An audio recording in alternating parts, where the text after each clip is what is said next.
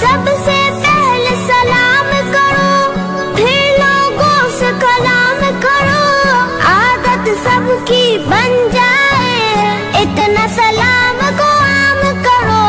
سنت کا ہم کام کریں، دین نبی کو عام کریں، ورد زباں ہو میرے خدا، لا الہ الا اللہ، یا رب ہم کو نیک بنا۔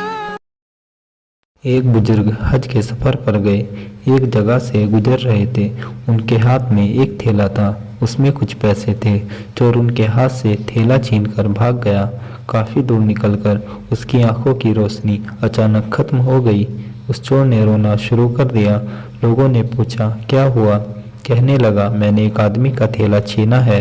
وہ کوئی بڑا اللہ کا قریبی بندہ لگتا ہے، میری آنکھوں کی روشنی چلی گئی، خدا کے لیے مجھے اس کے پاس پہنچاؤ تاکہ میں اس سے معافی مانگ سکوں۔ لوگوں نے پوچھا کہ یہ قصہ کہاں پیش آیا؟ کہنے لگا فلاں نائی کی دکان کے قریب پیش آیا۔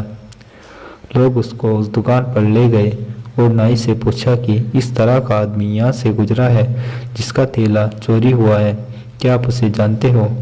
اس نے کہا مجھے اس کا گھر تو پتہ نہیں ہے، ہاں نماز کے لیے وہ آتے جاتے ہیں، اگلی نماز کے لیے پھر آئیں گے۔ یہ لوگ انتظار میں بیٹھ گئے، وہ بزرگ اپنے وقت پر تشریف لائے،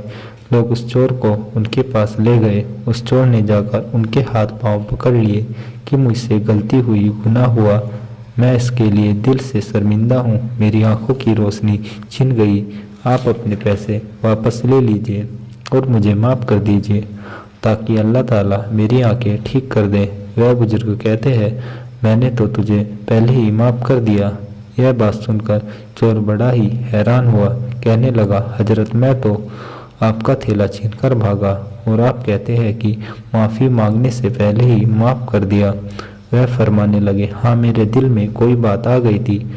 فرمانے لگے میں نے ایک حدیث پڑھی جس میں نبی اکرم صلی اللہ علیہ وسلم نے فرمایا کہ قیامت کے دن جب میری امت کا حساب پیش کیا جائے گا تو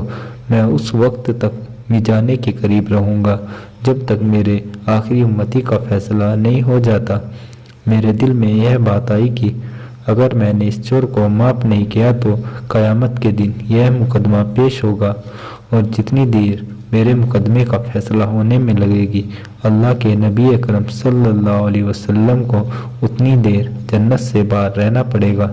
اس لیے میں نے معاف کر دیا کہ نہ تو مقدمہ پیش ہوگا نہ ہی میرے محبوب کو جنت میں جانے میں دیر لگے گی، وہ جنت میں تشریف لے جائیں گے۔